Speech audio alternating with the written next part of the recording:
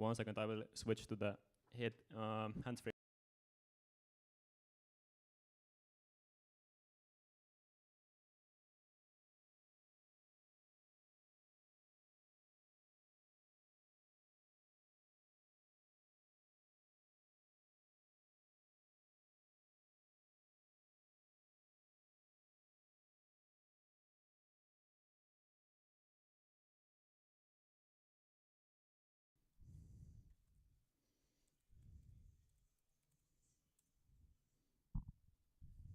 Is there a bit of feedback? No.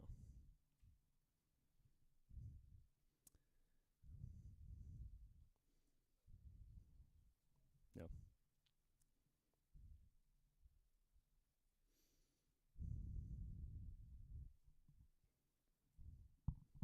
Hi, and again, welcome to Lamia to the HelsinkiJS April.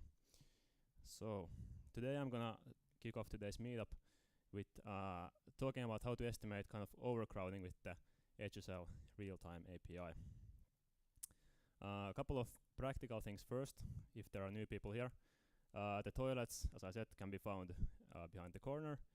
There's still lots of food on the table and drinks. And we don't have Wi-Fi available because we need it completely for the streaming purposes, unfortunately. Yeah, and after the meetup, Lamia is offering the first round at Brewery if you are interested. So drinks are on us. And no sauna, unfortunately. So yeah, just like weather, commuting is something that affects everyone, so it's easy to talk about, a nice, easy topic. So I hope you all get something out of this talk. 1 second, I will take some water.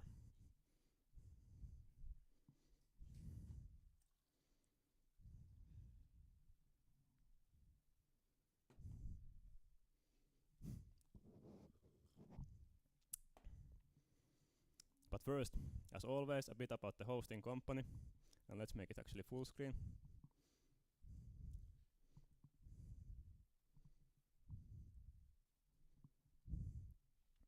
So you have arrived at Lamia.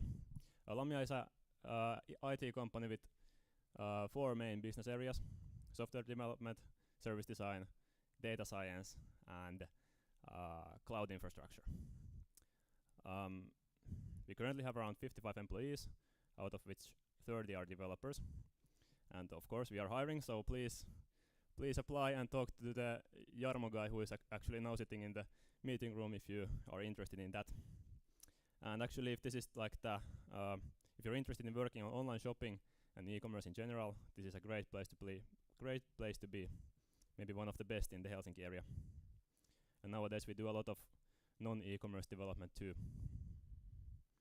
I personally got introduced to Lamia already back in 2013. I was working with the founders Henri and Lauri on a Aalto University summer program on a kind of weird project that never saw the light of day. But after the summer, I got sucked into the actual company working on the e-commerce projects. And it's been a wild ride. Nowadays I work here as a project lead developer. And yeah, if you have any questions after the talk about the company, please don't hesitate to ask. But let's get started with the actual topic. So a couple years ago, I moved to Jätkäsaari, which some of you might know as the eternal construction site surrounding the Länsi-Satama harbor. At the time, there was no tram number 9, or it was actually operating from the harbor, so if you wanted to go to the city center, you had to use the same tram as the people coming from Tallinn with their loads of beer and vino. So that was kind of a problem. Because sometimes you got unlucky with your tram choice because it coincided with the arrival from the boat from Tallinn and it was full of people. But there was something good about this because I started to notice that when the tram is full, it stops for a longer time on stations, tram stations, because people try to stuff themselves in or squeeze themselves out. There is somebody standing at the door, refusing to move. Is there a question? No. Yeah, another disorderly stuff. So I started to think that maybe this stop time could somehow be used to kind of estimate how crowded the tram is. Because after all, HSL provides like very good APIs for both routing information and vehicle real-time positions. So already back in 2017, I started tinkering with this and got a few commits in, but ultimately I didn't finish it, partly because of laziness, but mostly the reason was that there was no way of knowing if a tram had stopped at a station because people were going out and coming in, or there was a stoplight, or somebody was standing on the tracks, or there was an animal on the tracks. You know, it could have been anything. So you couldn't trust that the long stop time meant that the tram is full. And that was basically that. Soon after I tinkered with this, the tram number 9 started operating from the Jätkäsaari center, so the people from the harbor were insulated in their own tram, and it wasn't a personal problem for me anymore. So, fast forward to 2019, to the February meetup at Reactor. I got kinda inspired by Olavi Haapala's talk about side projects, and especially his own side project onkometrorikki.fi. It got me interested into looking again at the HSL APIs, that maybe something had changed in the 2 years. And lo and behold, there is a new field in the MQTT vehicle position payloads. The door status. It's 0 when the doors are closed and 1 when the doors are open. And this was kind of a game changer because now we can actually know if people are going in and coming out, going out and coming in, or if there's something else disrupting the tram. So I started working on this again. The first step, it was a 2-piece puzzle. So the first step was the tracking of the vehicles. HSL broadcasts the position of all vehicles every second for basically all vehicles nowadays. So the amount of data is quite humongous, so I had to limit it somehow. So I used the geolib library just from npm to kind of filter the positions just to be 30 meters around the tram stations. And HSL has a really nice GraphQL routing API where you can get all the routes, all the stops, all the route patterns for different, configurations of routes. It's very extensive. So it was quite easy to set up. So every time a tram comes within 30 meters of a tram stop, I log its position and door status into a simple MySQL database. And I'm not sure where they keep the GPS transmitter, so I played it safe with the 30-meter radius to make sure that it gets logged when it's close to the station. So yeah, the logging was the first piece. And the second piece is of course the estimating how crowded tram is. And I guess that's kind of the magic of it. So basically we want to estimate the congestion as a ratio of some maximum congestion, because percentages are easy to visualize. Everybody knows what 25% means, 50%, 75, etc. So let's look at this through an example.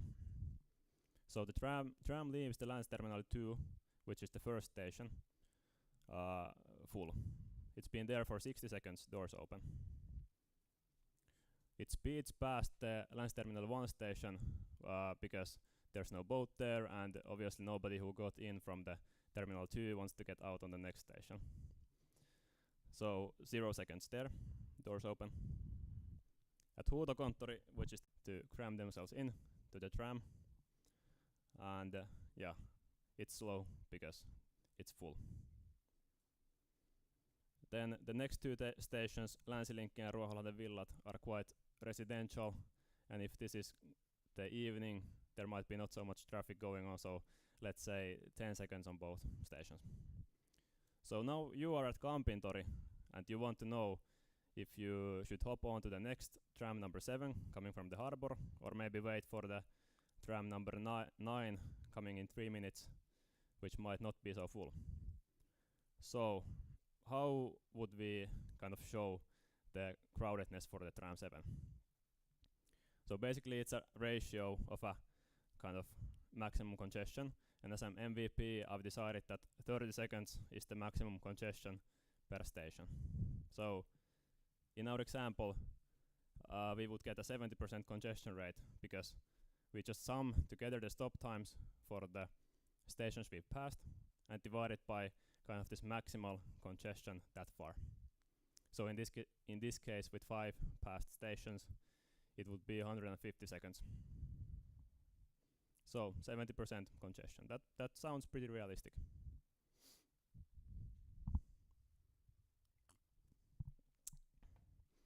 But we have some weird anomalies because let's say it's 1 AM and somebody just bought a 60-inch TV from Verkkokauppa and they want to take it with the tram home, and it takes 60 seconds to cram the TV into the tram. So obviously this will raise the percentage even though the tram is basically empty except that one guy with the TV. So we need to do something about this. Because now if we just use the formula from before, we would get a congestion of 55% for one guy. I just solved this by multiplying the kind of stop times by 1 divided by x. So basically for each station stop time we divide it by the amount of stations that have come after it. So for the first station, Länsi-Terminaali 2, we divide it by 5, the stop time. For the next station by 4, for the following station by 3, etc. And of course the latest station is measured in full because it's divided by 1.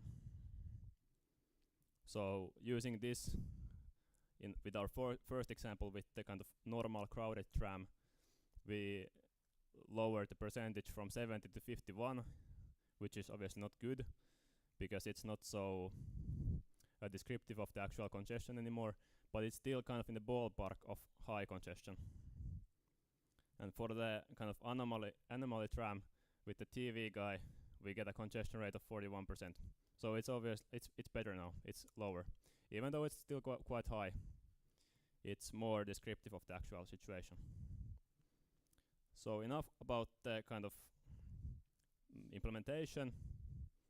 I set up a quick demo of this at onko7täynnä.fi. You can visit it if you like. It's built with Nuxt and running on the Google App Engine. Quite a simple demo, and if you're interested in the source, you can find it in the. I will link the GitHub repo in the end.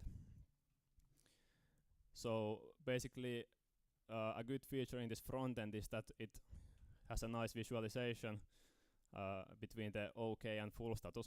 Well, basically, it's just a limit that when the congestion is over 80%, it shows up as full, and when it's lower than 80%, it shows as OK.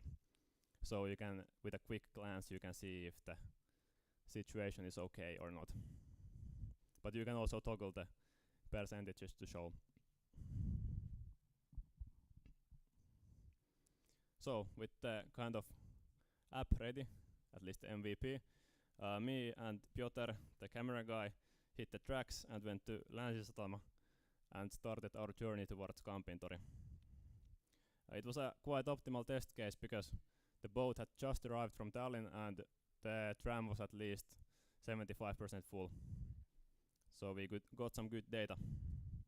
And right off the bat we noticed a bug that it's not actually tracking the position for the first station. So, or the stop time, it's not tracking the stop time for the first station. So this was a bug and that's now been fixed. So there was something good that came out of the testing session.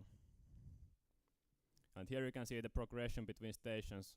It quite quickly rises up to 40% and then after that stays at 60% all the way to Kampintori, where we have a final tally of 57%. And if you can't see that well in the picture, but if you look closely, it's almost full of people. So I would say by eyesight it was 75% full. So this is quite close to the actual congestion rate. But based on the testing, I decided to drop the limit between OK and full from 80 to 60% because it felt quite full, even though it showed only 60% congestion. Yes, so we fixed a couple of bugs and tweaked the front end, so it was a good testing session. And all in all, the estimation worked much better than I expected. And going forward, there are definitely lots of areas for improvement. Mainly the starting station, the departing station, because the tram stays there for 30 minutes. So it's quite hard to see in that time frame like how crowded the tram actually is, because the doors might be open 60 seconds, people might be streaming in all the time, or there might be one guy coming every 15 seconds. So you can't really know just based on the 60 seconds total stop time how crowded the tram is. And obviously the biggest improvement would be to expand this to other vehicles, other trams. And that would be actually possible because the data is there and the implementation would work with any vehicle. And as a last kind of repeat what Olavi said in the February meetup, that keep working on those side projects, they are fun, they restore your faith in software development if you have a lot. Yeah, that was a short demo to this. So the code can be found at my GitHub repo, and please contribute if you like. Are there any questions maybe? Yes, Eemeli from the back. Have you considered integrating this source of data with the feed from Helsingin Satamat, which would tell you when there are actual ships arriving or departing from said terminal? So for the live stream, Eemeli asked if I was thinking of integrating this with the Helsingin Satama data, which shows the arriving ships from Tallinn and other places. No, but that's a really good idea actually, because that will get actually a much trustworthier view of the situation. Yes. Do you know if the APIs are like free, and how good of a data set do they have? Okay. Web page at least looks like a nice forms table, so if you can't find anything, just scrape it. True. Yeah. So yeah, you could just scrape it. Great. Were the minimal times or minimum maximum times for the loading and unloading of people derived from real data, or was it just like you just figured out that 30 seconds is a good ballpark, or was it actually like based on statistics? Yes, the 30 seconds is just a ballpark at the moment, but I'm planning on working on this further slowly and kind of figuring out what the actual range is. Yeah. You recorded each station and their nominal times and compared it with the minimum and maximum, that would probably give you some more info. Of course, like other stations are bound to have more people coming in, and for example, Rautatentori, it's everybody wants to get off there. Yeah. So you would have some kind of ratio, like how many people are coming in and going out at the station, and that might depend also on the time of day. So in the morning, some station might have like a positive ratio that people are going in, and in the evening it might have a negative ratio that people are going out. Yeah, for example. Yeah, that's a good idea. What's just the statistics of what each station, what's nominal for each station would be, I think, a great improvement. Yes. Yesterday I went to the very wonderful place called Aviapolis and waiting for a bus there. There was even like a panel telling that if bus is coming in 3 minutes, 2 minutes, 1 minute, 0 minute, then there was no bus. So apparently a cost one passed by. So that makes me wonder like how good this API actually is. Is it like doing some real GPS tracking, or is it just like some trams have GPS, but some we just estimate that they will be about here? So real-time API is different from the routing API. So from the routing API you can get the next departures, but it's it's live data, but I don't think it's directly derived from the real-time data. At least it's a different API. Maybe in the backend it's the same. Any ghost trams? No, but I've noticed it in my normal life. Yeah, it happens. Yes. Yeah, I can comment that the GPS real-time API is of much better quality, and the idea when designing it was to make all the raw data available, so that, for instance, someone would create a better estimates API than what is. So that's real data, not speculations. Yeah, it actually comes directly from the buses to the MQTT server. So, do you guys know if like all vehicles nowadays have this transmitter GPS? There is some small, for example, the U-linja buses don't have it, but all like buses that are regularly in HSL operation have it, and all trams have had it since long. Yeah. And of course, subway has the problem that GPS doesn't really work properly in the tunnel, so there's other solution coming for that. Nice. Yes. Idea about I select this data that you got for the crowdness of Tram is useful, like kind of making machine learning model, and like you enhance it like with other data, and that will be useful if you want to replicate this experience in other cities, and you know it can be extended for anything.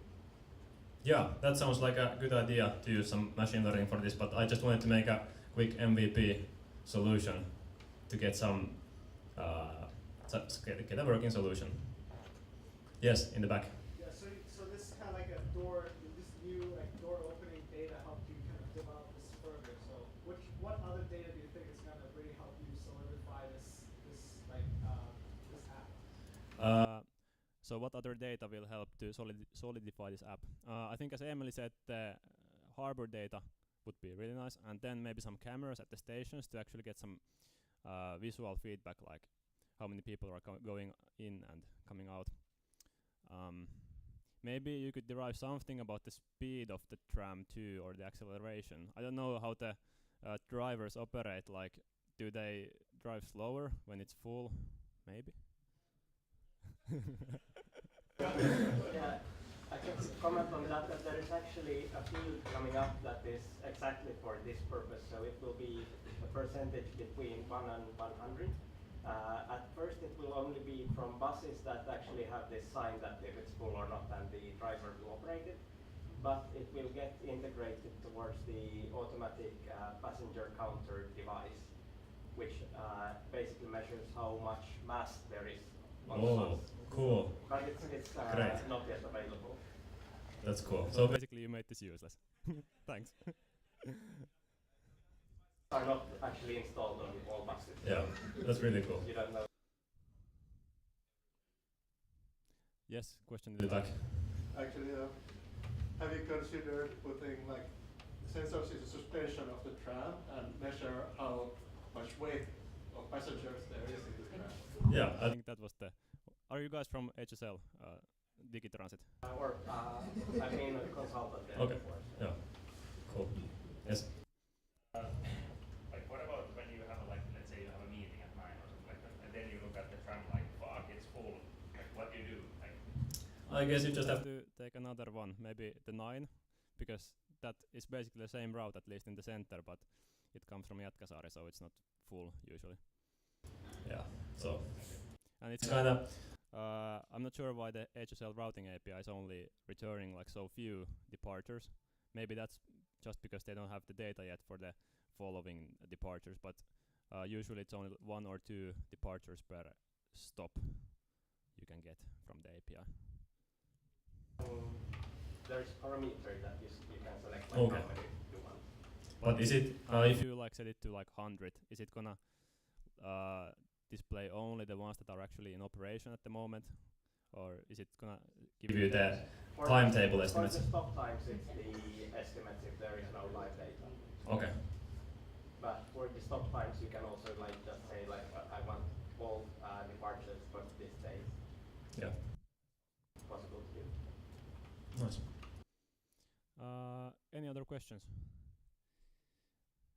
Yes, one more. Kind of like maybe like a suggestion, but also Yes. like maybe I can see how this thing is applicable, especially for people on wheelchairs and like prams. Because like I think they're the ones who generally are much more concerned with the spaces, like when there's space for like 1 or 2 prams. So they're the ones who literally cannot get on when there's more than when there's too many people. Yeah, if there's like a child trolley, like 2 of those in the. Yeah.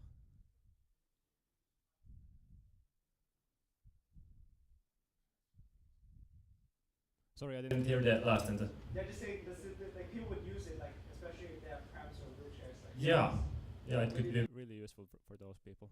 And I think now that HSL is providing a solution for this soon, I think the problem is solved, maybe. Yeah. Cool. If that's it, I think we will let Roman start his talk. So, thank you.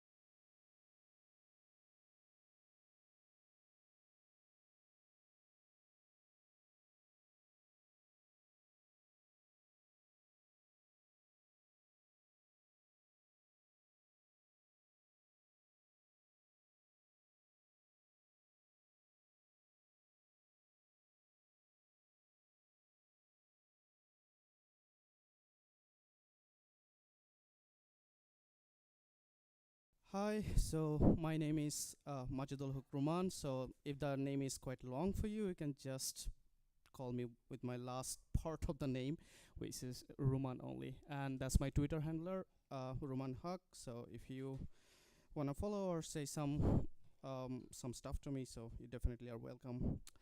All right, so I'm a software developer at a small startup company, and it's Feedbackly OU. So we basically do customer experience analysis. Okay, so now the formality is out of the way. Let's jump on the topic. So today I'm going to talk about TypeScript classless component for Vue.js. I should have put a quote mark in the classless because that would be the like main thing that I'm going to talk about.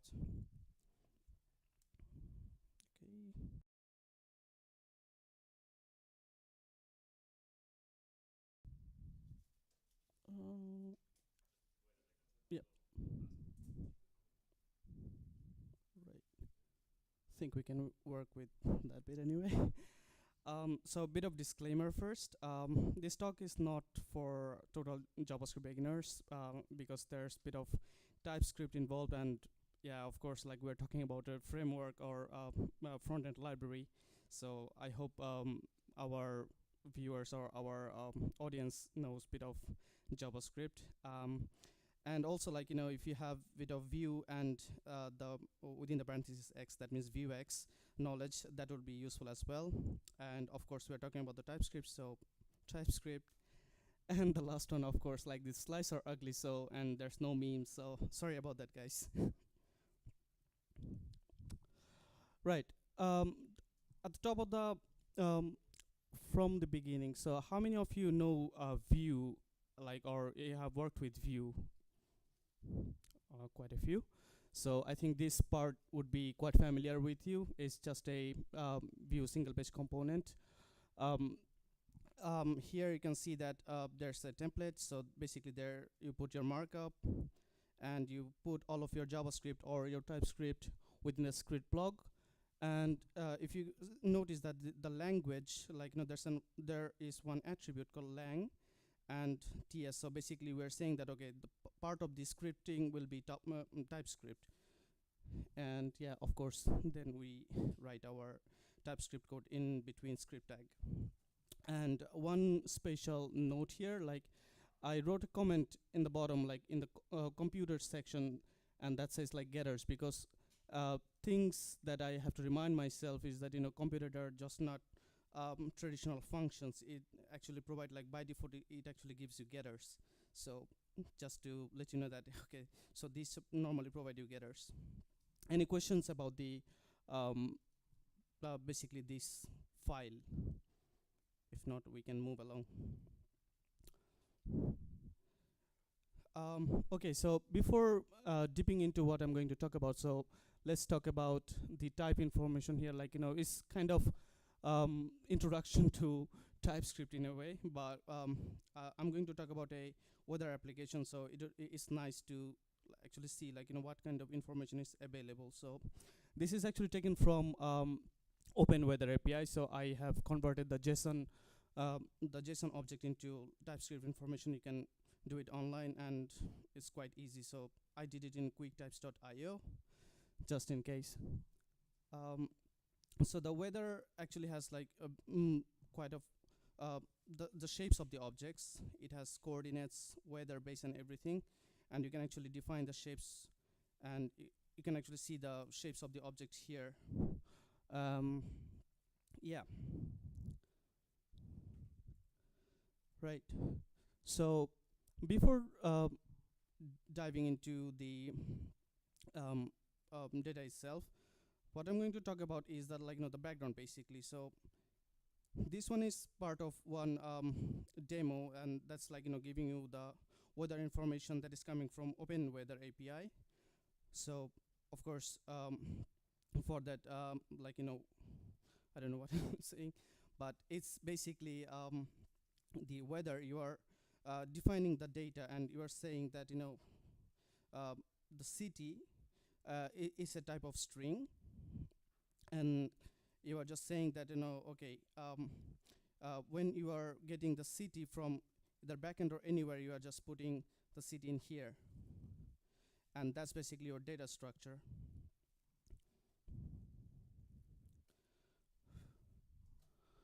Okay. And in TypeScript, normally, like, all the computer properties are by default getters. So here we are saying that okay, the current temperature is it should be numbered. That's why we're returning the number type. And of course, you can for now forget, like, what is returning. But the point to remember is that the temperature has to be number, and in TypeScript we actually define in that way that the return type is like colon, and then the data type here in case is number. And all the properties you have to do typecast in a Vue.js application.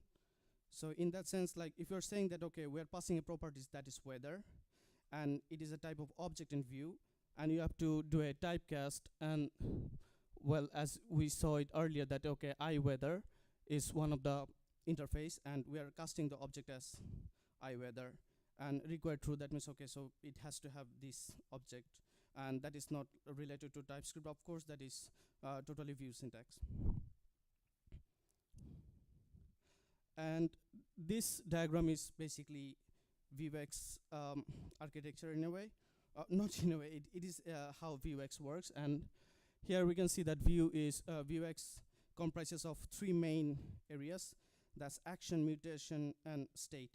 And action is basically your side effect that you are doing, like, backend operation, or if you are fetching some kind of API, so those you define in actions. And mutations is basically you are, if all the data that you're putting in store, then if you're mutating your store, then you do it in the mutations, and then the state is basically updating your current state. So in that sense, like whatever data you are getting in actions, you're mutating and putting in the state. Yeah. So the store. So the store currently have a state, and we have weather in the store. If you look closely on the left slide, the first part that we have weather, so that's our primary store. And in the second line, we're saying that, okay, the store is basically a module, and this module is part of the Vuex architecture. We will see it in the later part in the demo. And what we're saying is that the module consists of the root state and the local state. And here the local state is the weather itself that is comprised in this state. And yeah, the later part we can forget about for now, but the main point to remember is that, okay, so we have actions, mutations, and state. And the actions, well, as I said, okay, so it will come from the, we will talk about it later in the demo section.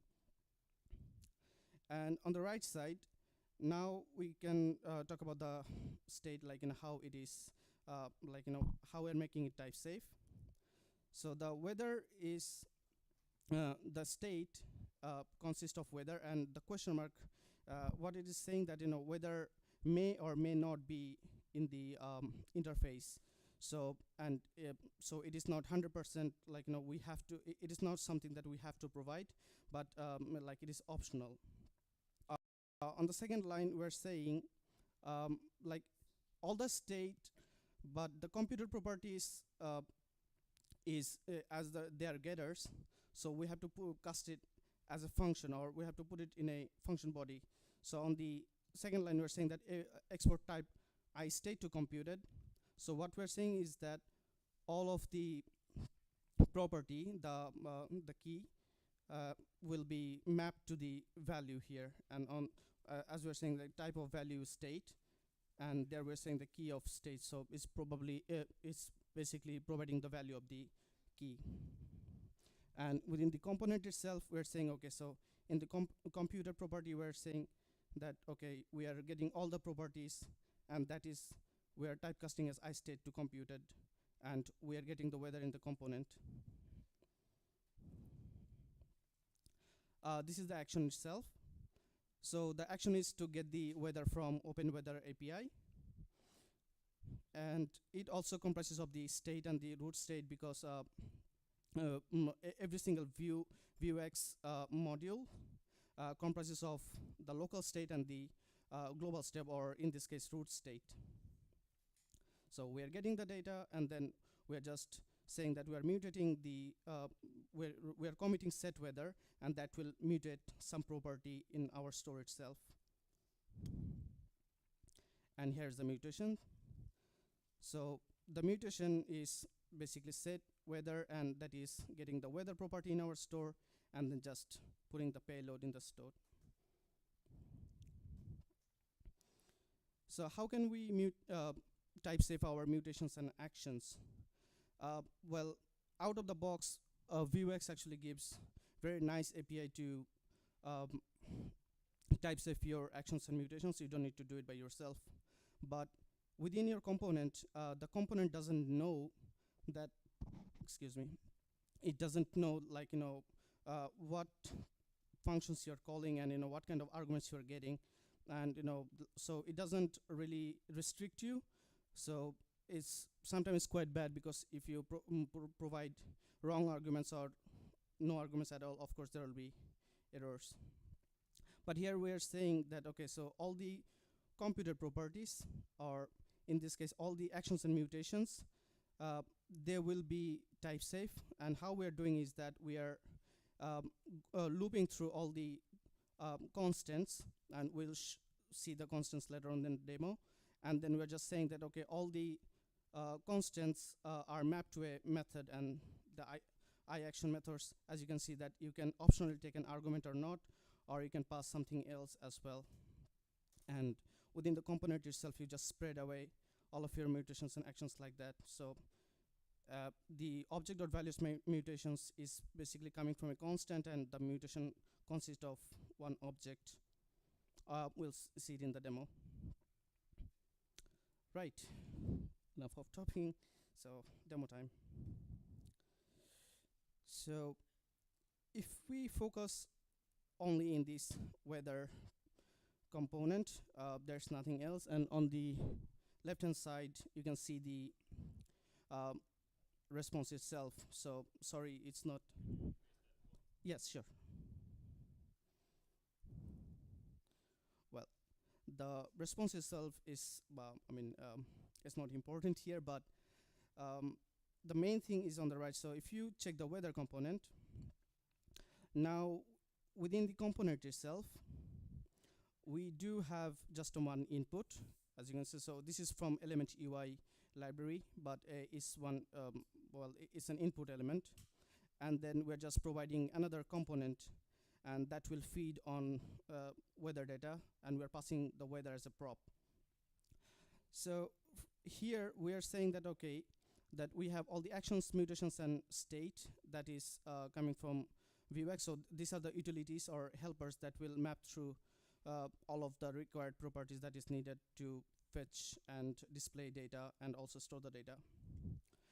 There are some, so we can actually don't think about this part right now, but and this one, now we'll talk about like the action mutations and the stage. So these are basically the types that is stored in the types. So we can talk about it just bit after talking about this one. And we have all the constants. So this is just to have your mental model, and that you didn't screw up anything in naming. And this is a normal, this is how you write a view component, or these are the script. So you have one child component, that's a card, and you have your data. So in local data, you have this city, and the city is bound to this input. So whatever you type, so it will be saved in this city. And this is of course a two-way data binding. So it will update both of your view and the model itself. And yes, so this fetch weather is one action, and that is we are getting it. And I will show you this one neat stuff that VS Code provides you if you have every single types mapped out and you have written them correctly. So if we go to automatic suggestions, so it will definitely show you all the properties that you have mapped out correctly. So right now you can get the fetch weather actions because you have given the proper type information. So that is quite neat in my opinion. And you also get all the structure, all the parameters, like what kind of stuff it actually expects. So if you write something random, it will definitely not work, as it is not part of the type safety architecture. Well, undefined will work because my TS config doesn't have the strict typing information, but yeah.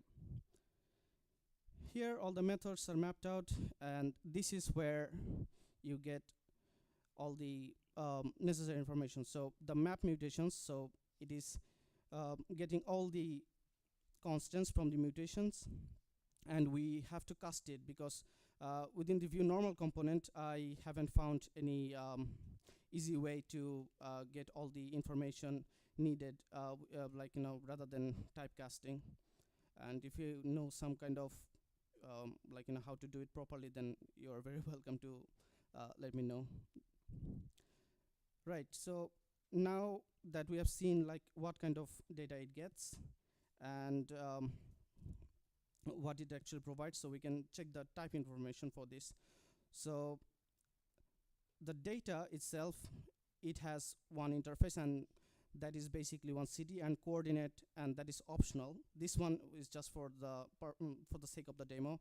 It doesn't really do anything, but just to show you, if I take away these question marks, so of course now coordination is mandatory object that you need to return, And if you take it out, then obviously there will be an error, and it will definitely say that, hey, some kind of property is missing, and it will guide you through it. And then the automatic completion will actually give you the proper information that what part is missing and what part you have to provide. Right. Now, I think this will be the most important part of the talk. So the state itself, the store consists of weather data, and right now we're saying that it is optional because it is coming from backend and we don't know that it will resolve correctly or it will reject. So we are saying that, okay, this is an optional data. And for this one is an helper. So what we're doing is that, because if we do all the state, we write all the state manually on the computer property, it will be pretty long. Like, for all the objects, we cannot just write here there's weather and then here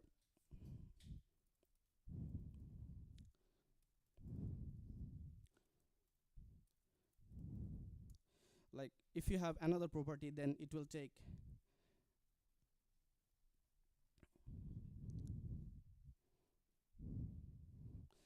well, you get the point that if there's another property, then I have to write another again, and then I have to put so it's much easier to just map through all of them, and then those will be already in your type informations. So now if I hover over the iState computed, so now we have all the data. So if we have another one, and then I don't need to do anything because now it will obviously map out the correct information. So now we are getting the other property as well. And these are the constants. So I normally prefer it this way, even though it's repetitive typing that we have to do a interface and then we are putting in the constants and we have to write it again. But for me, it's also kind of I feel like I'm in the safety net and I know what I'm doing. So I also put all the type information, basically all the constants in the interfaces as well. So now we're saying that, okay, actions, mutations, and this is the namespace that is required for a view module. And we can check out the developer console to see all the informations. But now we know that, okay, the actions, mutations, and namespaces, and the part of constants. And this is the arguments, so it actually accepts only city, and it is an optional. And yeah, for the mutation argument, this is just for the sake, okay, you can put any kind of property and do it in your way. And all the action method, we're saying that it definitely return promises, and it can get arguments of this action argument type, or it can be a string. So later on when we are calling, then we get all the safety information. And yes, just like the previous iState, the iActions also spreading out all the information, and you don't need to type it manually for every single method. Same goes for the mutation.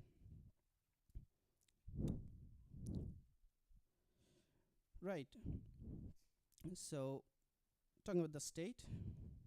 So of course, now the state is saying it is missing something because we wrote another, and the another is now missing. So it is giving, okay, so you have to provide this information as well. And the store consists of the local state and the root state. I don't have anything in the root state or the global state itself. But the main point is that it is mapped out correctly. So all the actions we're taking the actions, mutations, and the state itself that we have seen. And here is one action. The action itself doesn't do anything fancy. Here we're just getting weather data for a city, and yeah, but it is pretty nice to see that it is really type safe, because now if we see here's payload, but if we type something else that is not, because we are saying that it accepts only string or something else, and if we say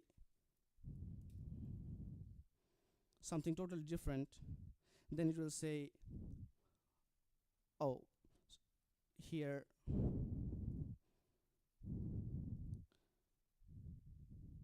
actually, because this one is action tree, and action tree is coming from Vuex, and it is not customly typed. In a way, I didn't put my type information here, so it is following the Vuex structure.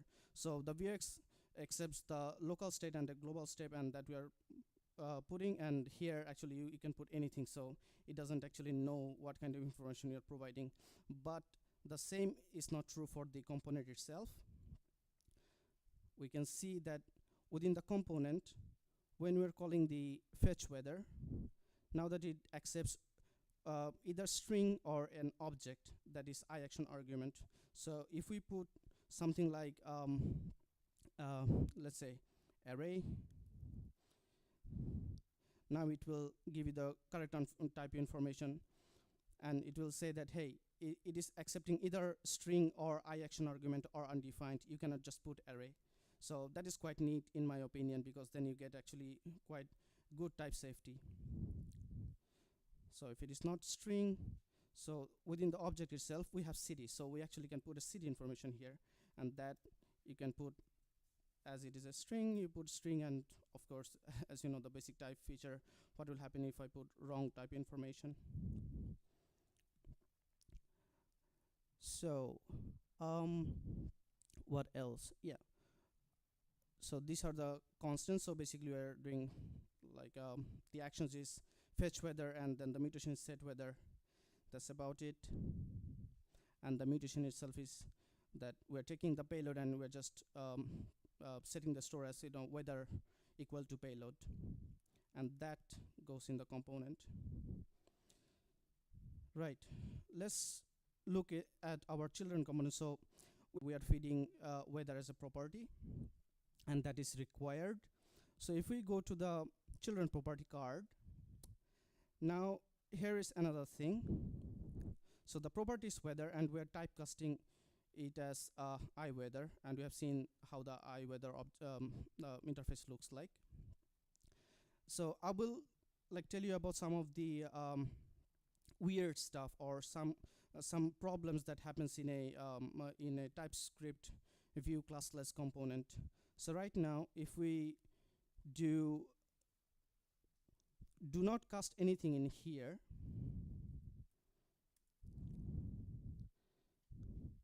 and then we try to say like the weather will be any. Okay, so most probably the new TypeScript version has fixed this one, but before, what would happen is that, you know, every single properties in computed or in methods everywhere, it would say something totally random. Then it will say that property is missing or something like that. But now the properties like that problem doesn't show. It actually casts the property as any if we don't typecast it whatever, however you wanted. Right.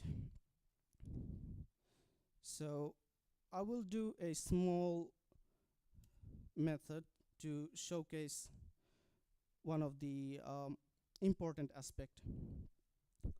So right now, as we know that all the computer properties should return something because it's a getter. If we don't do that, then it will give you the information that, hey, it is actually any type and you have to return something because it's a getters. And then this kind of problem would appear if you don't really return something. Like it will say that property weather does not exist on type view, even though you have said, okay, so weather is a prop and it definitely should exist, but the information really doesn't help anything, and you will just, you know, you will just be lost at actually what's going on. So always know that, okay, you have to return something in computed, otherwise you will get those kind of error that doesn't make sense at all. So let's do a small step. So we can see that the temperature is 2.86, so let's just put it out in our template itself.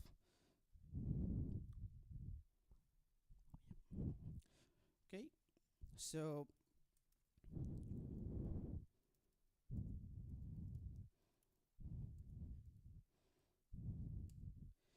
now we know that the current temperature is number, so and then all the type information should come as it is. So this is one of the things that I like about the TypeScript and VS Code integration, that it gives all the necessary information pretty quickly, and so you also have like peace of mind that okay, what I'm doing is right, and there's nothing like there's no problem in the code itself. And then if we go to the oops.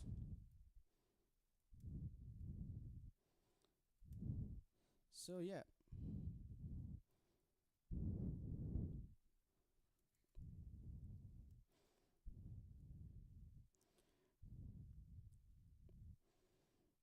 Okay, it should pop up, but it's not.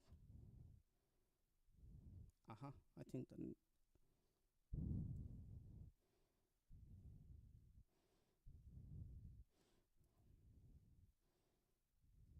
right. That shouldn't happen. Oh yeah, of course.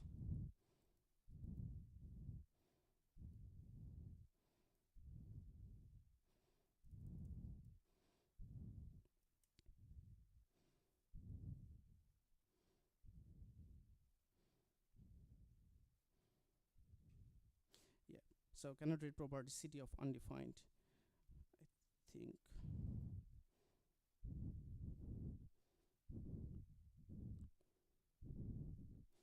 I don't know where did I make it wrong, but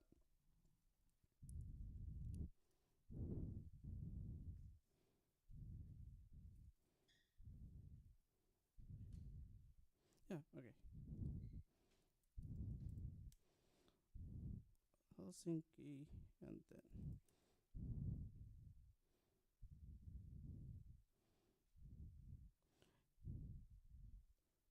addition the contact information. Okay, yeah, because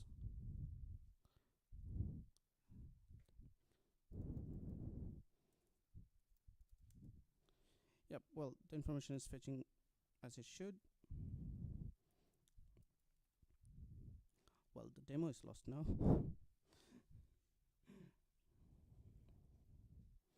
Right. Okay. Yeah. So yeah, now you can see the temperature is showing there. So that's how you actually integrate your how you integrate TypeScript in your Vue classless component. Sometimes it gets really messy because there's no really good kind of information in the official docs as well, because it normally focuses on the class component, Vue class component.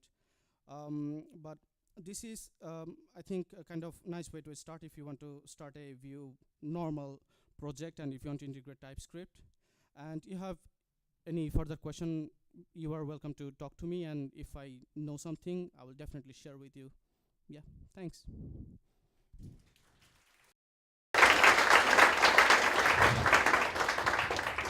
Any questions? Yes. Have you tried this with any other like IDE, for example, or PHP, or integrate the idea of I didn't. I didn't. As VS Code actually supports first-class TypeScript, so I think for me it was like easy to pick VS Code, but I should definitely try other IDE to see how it actually shows. Yeah. Any other question? Yes. Would you recommend using classes or a classless approach if you use TypeScript? It really depends. I think for starter, who has who knows TypeScript a bit and who actually knows a bit of Vue.js, well, I should go back. Normally the Vue.js tutorials or all the documentations are in the object literal approach. Well, at least most of them. So I think it's nicer for beginners to use the object literal approach, because that's how the documentation shows, and how you actually, and all the tutorials are most of them are classless in a way. So I think classless approach is much better. Well, that's my personal opinion. Any other questions? Okay, thank you.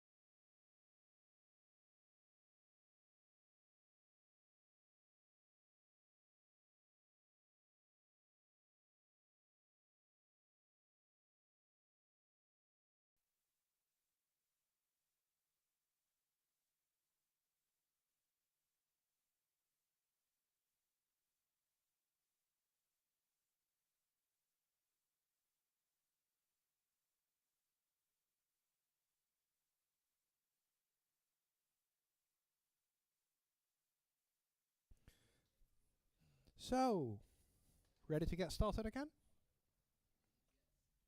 Hi, I'm Eemeli. You may have heard me when I said things earlier, but now I'm saying things about YAML. Okay, for context. For fun, I'm an open source developer, and one of the libraries I maintain and have done is called just YAML on NPM. And I started it to solve a problem that I didn't find any other YAML libraries solving. But now I mainly do it because I get kicks out of the fact that other people actually using it. Prettier is using my library for their YAML support. And most recently, Isaac Schechter, the original developer of NPM, is using my library for one of his test platforms. So stuff like this that kind of, it's not money, but it's ego boo, karma, one of those things. And one of the things that you have to keep in mind is that open source is sort of a competitive market, even though it doesn't seem like it is. It means that you've got to actually be better with what you're doing than the competition, the other completely free offerings that are out there. So you kind of possibly take a look at what's happening with the others. And this story starts with me seeing this about 3 weeks ago. Sorry, that's an NPM audit security report that I got, doing an NPM install for something.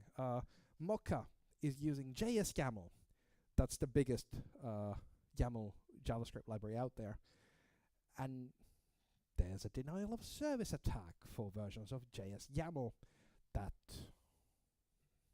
is out there and needs to be patched. You need to upgrade in order to not be affected by it. So I thought, okay, this is interesting, mainly with the idea of taking a look at the competition and saying, ha. And then I did, and then I tried out, and it turns out this same NPM security advisory applies to my code just as well as it does to their code. So that was okay. But they're bigger. I mean, my library has like 100,000 downloads per week. They have like 14 million. So JS YAML is like the Goliath. I'm the brave David in this story. Okay. So, to actually go on, what is the idea here? The idea here is that there's a thing called a billion laughs attack that is valid for any markup language like XML or like YAML that has references. And this is YAML source that you're looking at there. So this is just an example of what's happening here. So we have a mapping, which at top level has two keys, A and B. And the first one has a value of an array with 3 strings of lol in it. And it has an anchor, A. Then you have a mapping, the value of the second pair there, B, is then another array. And that references with those stars as aliases the value of the anchor A. And if you were to take this, then open it up into JSON, what you have is lots of lol, lol, lol. You see where the billion laughs idea is coming from, I hope? Yeah. This idea, okay with everyone? So you can have references to objects, and you can then, that has the value of the reference when you start to actually look into the inside of it. So, say you have lots of lols. That should be 10, but there's only 9, but you don't need to count them. But yeah, let's say there are 10 lols in this array A. Then you have an array B, which has 9 references to that array A. So then you end up with 10 times 10, 100 lols. Then you have another one referring to B, which is referring to A. Then you keep on going. And there, on that screen, you have a definition in YAML, entirely valid YAML, without any, circular references or anything, to 1 billion laughs. That's a lot. Most YAML libraries deal with this completely fine. It doesn't actually present any problems. because what's happening internally is that the same thing as what the YAML structure is representing, you have an object that has in your library, like JavaScript or any other, which has like 2 references or multiple references to the same object from the same place. So really, in JavaScript, for instance, this means that you're only allocated memory for 100, 110 objects in total. So that's entirely doable. It like takes a moment to really build that, no problems. Now, what's actually happening with the NPM advisory is that okay, they had a slightly bigger structure, but this is the kind of canonical thing that you can see if you go looking on Wikipedia, for instance, for what is a billion laughs.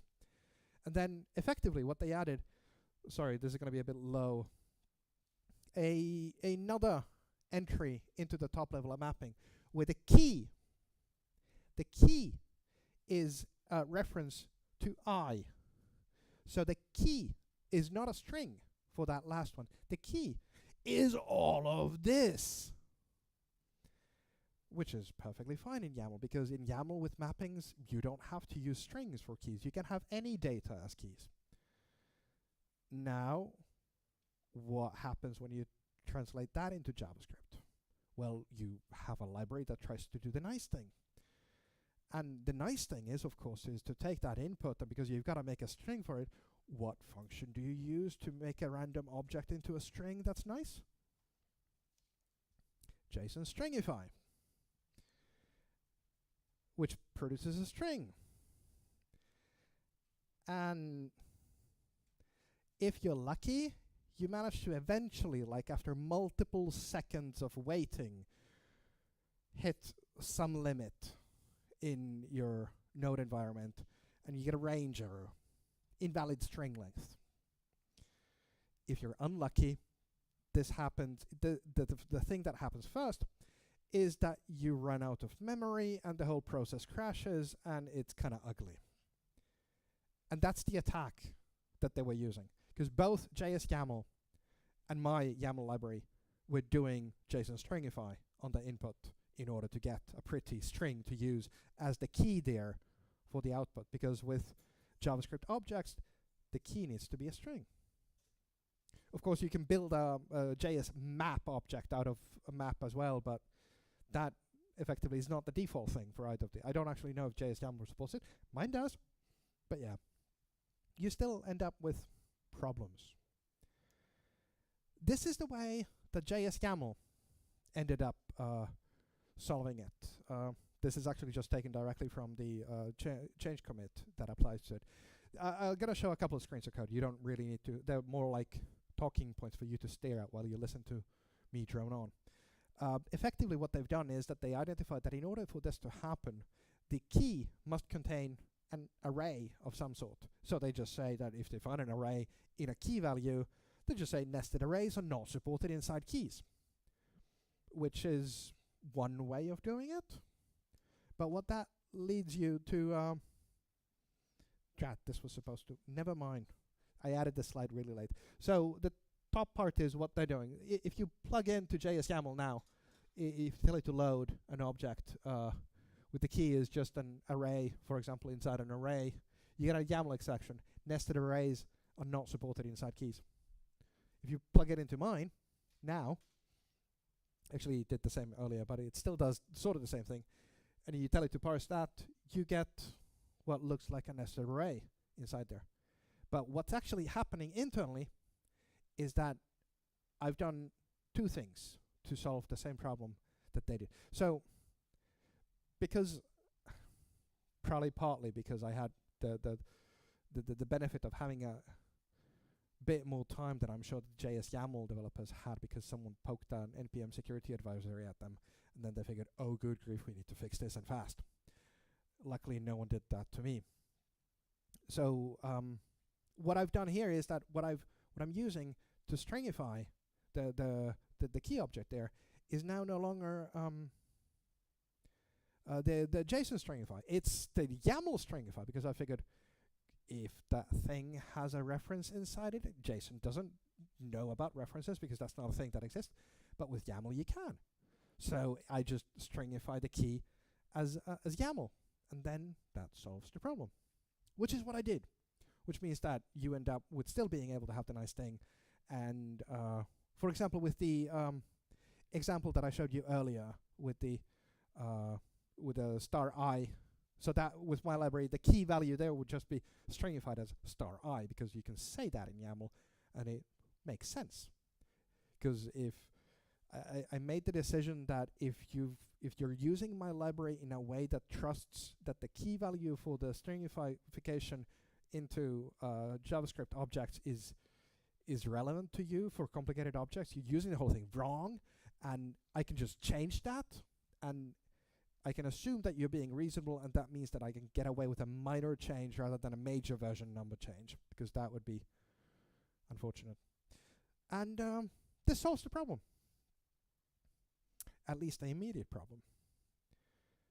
Because fundamentally it still does nothing about the fact that you're left with, if you plug in the horrible billion laughs, you end up with the JavaScript representation of an object that looks like it's sort of normal, looks like it's fast, but suddenly you're in a position where there are things that if you do to that data that you've gotten from the user that you think are entirely reasonable things to do, like calling JSON stringify on it, it blows up.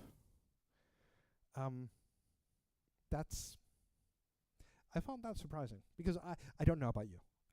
When I've got a user data coming in and I represent it in a string like an error message or something, I've actually sort of reflexively quite often used JSON stringify on it, because I know that's going to make the data safe. That means that I'm not going to get anything weird coming into the terminal, because it's just going to be a JSON string. And the biggest takeaway for me personally out of this whole thing was that JSON stringify is not safe. JSON stringify will open up all of those references and make your thing potentially blow up if someone's plugged in the wrong thing. So I did another change in my library as well. I added an alias counter. So right now, this is only showing part of the data of what's happening, but it's still hopefully representative.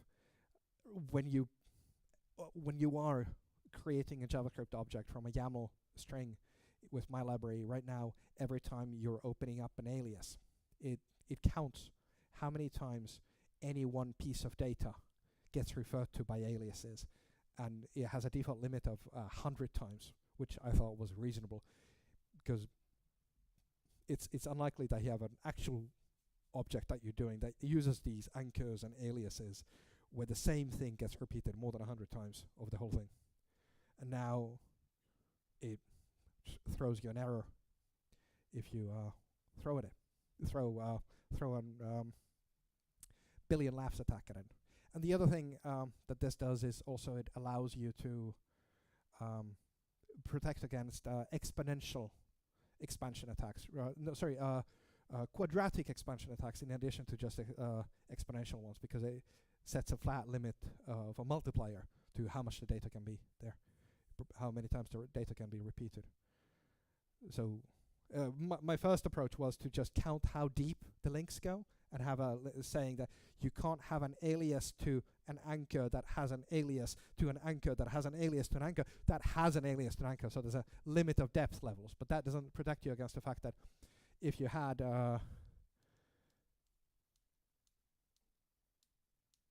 this array and where all of these were actually references to A, again, that would still end up with 10 times the amount of data that you have here in actually your memory.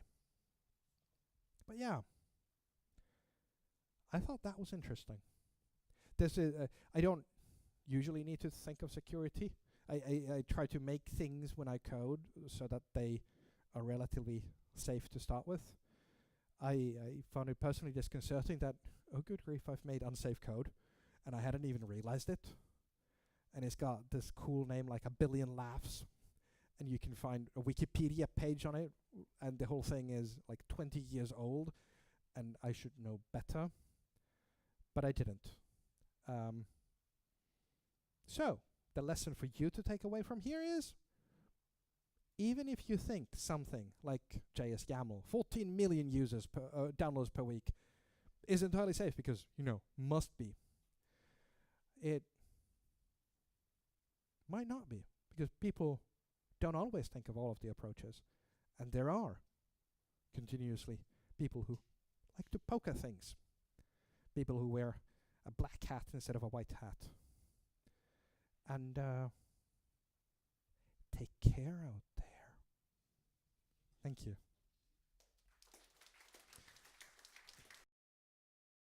Comments? Two questions. First question is, if you run this in a node process, it will run out of memory and exit, right?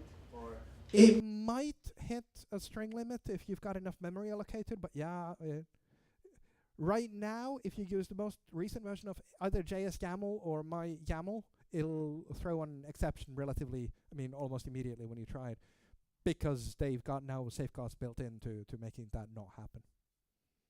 it sounds like this is a problem with the YAML spec, so is there any effort towards changing this?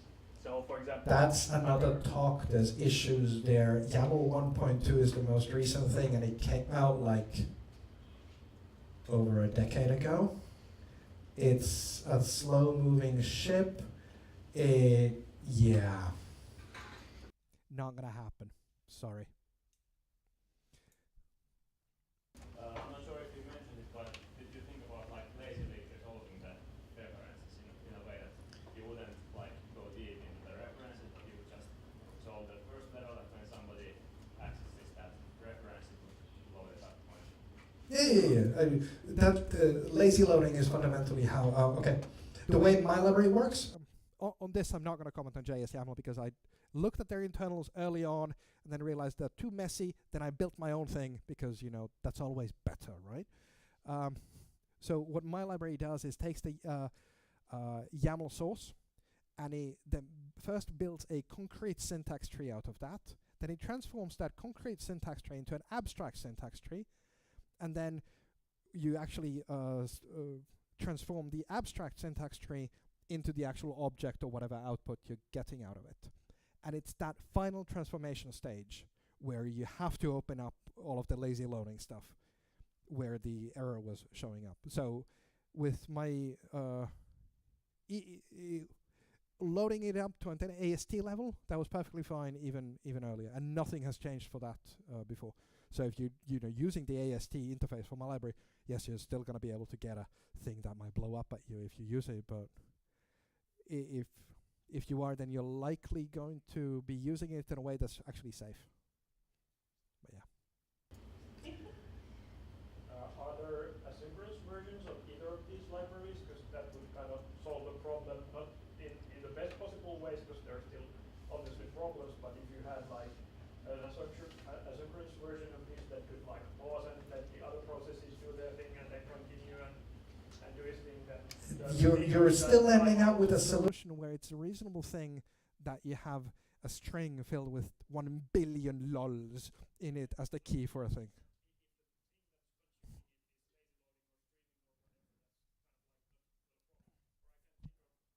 Edge cases where you'd actually want something that's generating itself being loaded. It's not very probable, but that might be an accurate use case. Lazy loading YAML is difficult because there are a number of places, because the spec is complicated, that effectively require you to load the whole document in order to have an idea of what the document really contains. So effectively you need to get to that stage and then do things to that. So asynchronously working with it is tricky. It's potentially possible, but in this case, in both libraries, it was calling JSON stringify on a value that was making it blow up.